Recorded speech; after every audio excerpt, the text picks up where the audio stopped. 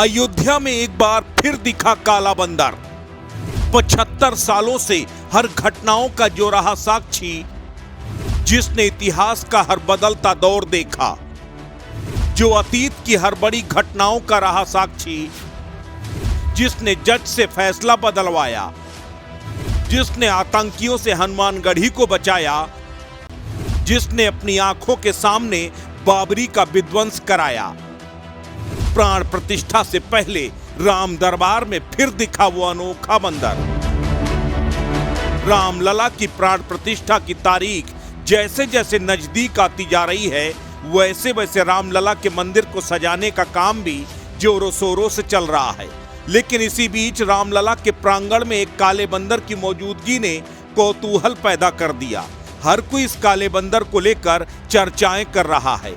यूं तो अयोध्या में वानरों की कोई कमी नहीं है, लेकिन आखिर इस काले बंदर को लेकर इतनी उत्सुकता क्यों बढ़ती जा रही है, इसके पीछे की बड़ी दिलचस्प कहानी है।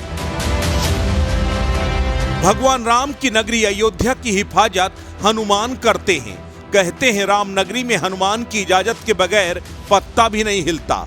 राम मंदिर के लिए अयोध्या में संघर्ष सैकड़ों साल पुराना है, लेकिन 75 सालों से अयोध्या के इतिहास में कई ऐसी तारीख रही जो हर बार किसी न किसी चमत्कार की तरफ इशारा करती हैं।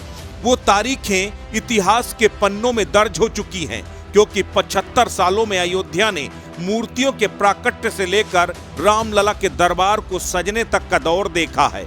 लेकिन सबसे बड़ी बात यह है कि 75 सालों में हर एक ऐतिहासिक घटना के समय एक काला बंदर चर्चा का विषय रहा।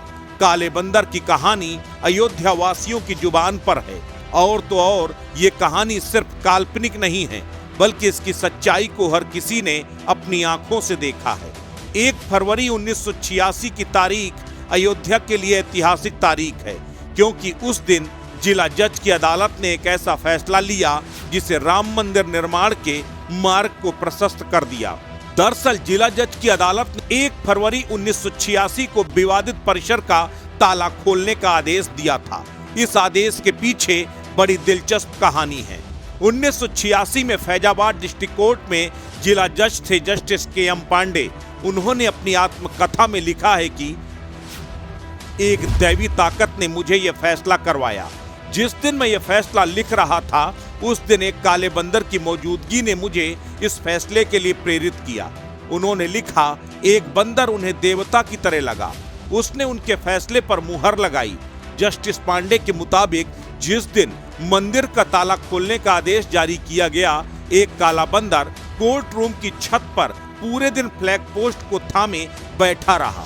फैसले को सुनने के लिए वहां मौजूद अयोध्या और फैजाबाद के हजारों लोगों ने उस वानर की तरफ मूंगफली और फल फेंके। हैरत की बात यह रही कि उस बंदर ने किसी भी चीज को हाथ नहीं लगाया, लेकिन शाम 4:40 पर जैसे ही आदेश जारी हुआ, वो बंदर कोर्ट से चला गया।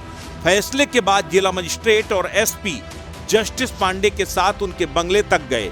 जैसे ही जस्टिस पांडे अपने बंगले में पहुंचे, वो बंदर जस्टिस पांडे के बंगले के बरामदे में मौजूद मिला।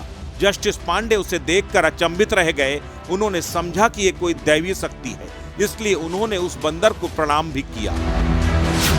6 दिसंबर 1992 अयोध्या के इतिहास में वो तारीख थी जब बाबरी ढांचे का विध्वंस हुआ था।